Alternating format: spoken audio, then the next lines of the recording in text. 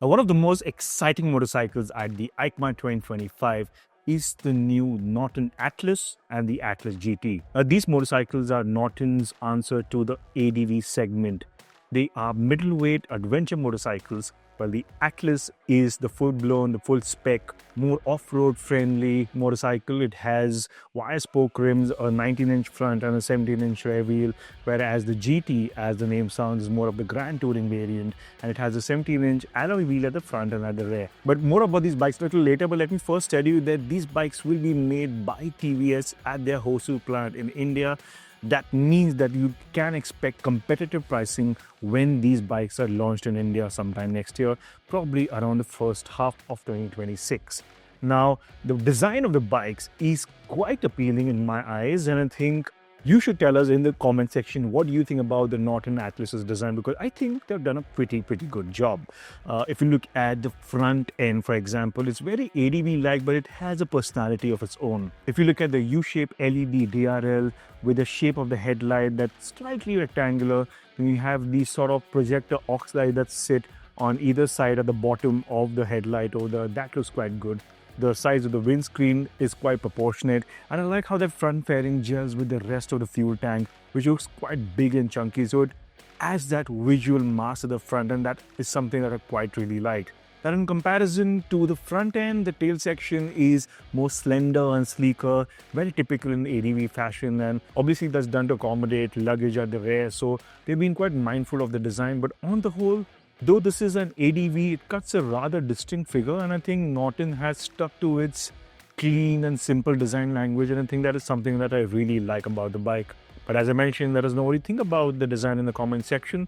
But I think this motorcycle is going to cut out a very handsome figure once it's on the roads. Now, Norton has not shared any specifications about the engine's peak power and torque, but we do know that this is a 585cc parallel twin liquid cooled engine with a 270-degree crank, so it's going to sound very characterful, and we can expect power figures to be roughly around maybe 55 to 65 bhp, perhaps even 70 bhp if they're pushing it. But think about it as a motorcycle that offers good low end as well as mid range. It's a motorcycle that's designed for long distance touring as well as commuting, so parallel twin engine with its flexibility, low end grunt is going to really lend itself quite nicely to the role of ADV that you can use on an everyday basis.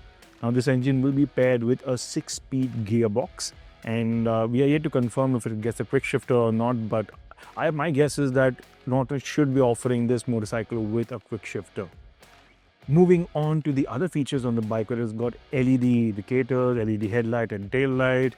It has a big 8-inch TFT display. It looks quite massive, and it has Bluetooth connectivity, obviously.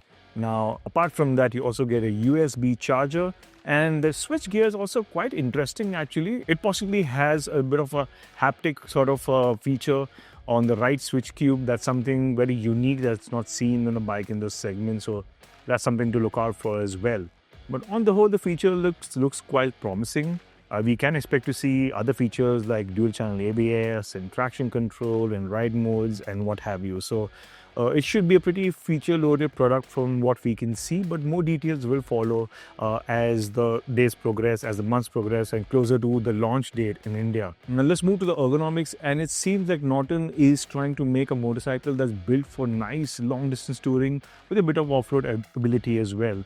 If you look at the seats, again, they are very deeply scooped single-piece seats, and the GT, in fact, is slightly lower seat height compared to the Atlas. Again, they should be quite accessible as well. The handlebar should be within easy reach. The foot peg seems to be in a nice and neutral position.